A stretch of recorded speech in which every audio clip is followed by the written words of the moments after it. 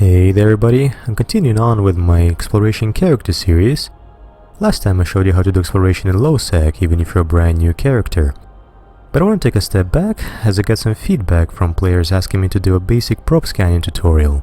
This video is geared towards players that still having trouble grasping the probe scanning even after completing the tutorial career agent missions.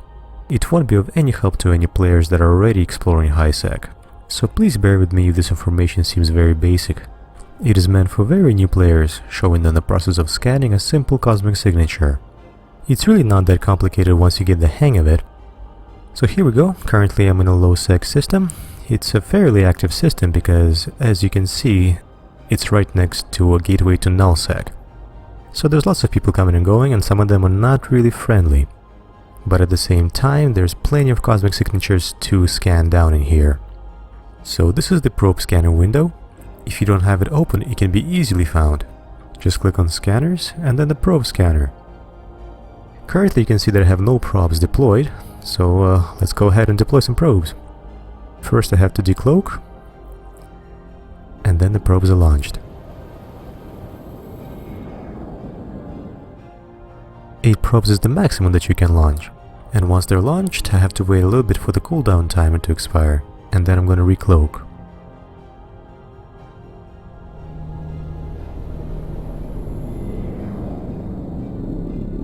If you watched my last video on low sec exploration, I showed you how to set up your directional scanner to see the scanner probes. That's very helpful to determine if somebody is trying to hunt you down. And as you can see right away, the probes that I deployed are appearing in my directional scanner, which is good. In any case, let's go ahead and start scanning down the cosmic signatures. The probe scanner window also shows you the cosmic anomalies. These are the sites that you can warp to directly, but we're not really interested in them. Usually, I don't like to have them listed, just because otherwise they will clutter up the overview. To start scanning down the cosmic signatures, let's go ahead and look at the map. So the first time you launch your probes, they will appear in the spread formation. The blue spheres represent the range of each single probe. The spread formation is very useful in systems like these, with a lot of scattered signatures all over the place. It's tough to tell where one signature ends and the other one begins.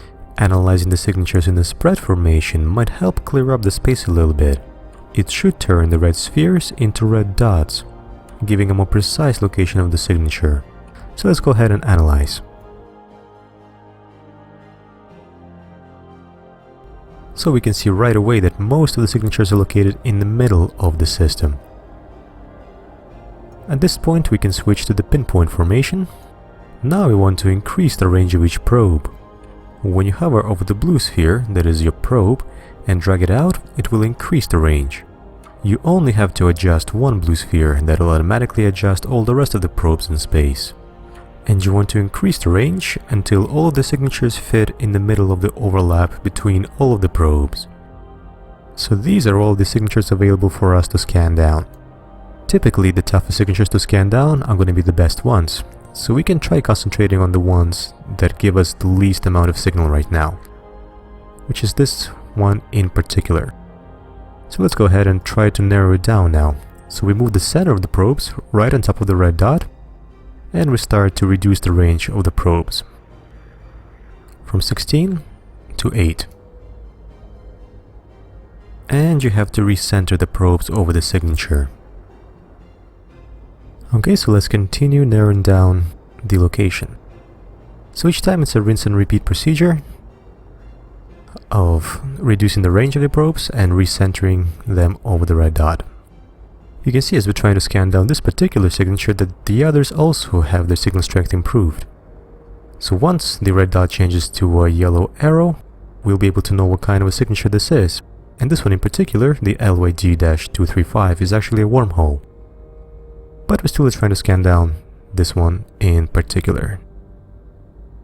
So let's go ahead. Once again recenter and reduce the range. So this process will continue until we reach the least possible range, which is 0.25 astronomical units. And thankfully this is exactly where I got the signal strength of 100% of this particular site.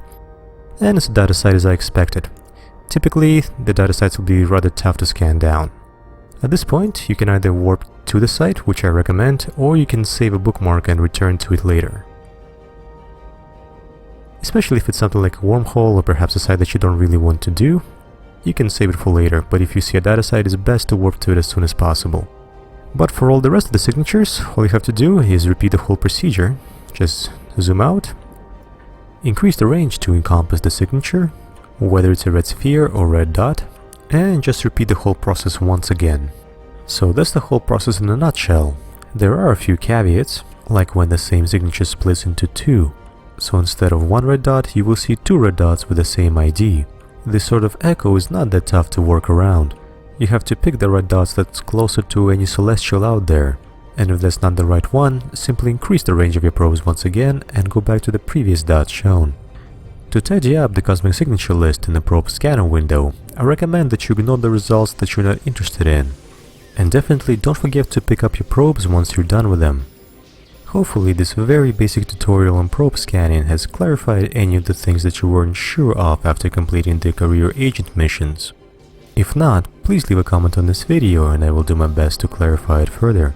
In the next episode of the Exploration Character series, I will be giving an overview of the hacking system minigame. It's not that tough to hack the info shards in the high sec and low sec, but once you start moving to the wormhole and null sec, the difficulty for sure increases. Stay tuned for the next episode, and as usual, please give this video a thumbs up if you liked it, and don't forget to subscribe if you'd like to see more videos like this one. Thank you for watching and have fun exploring out there.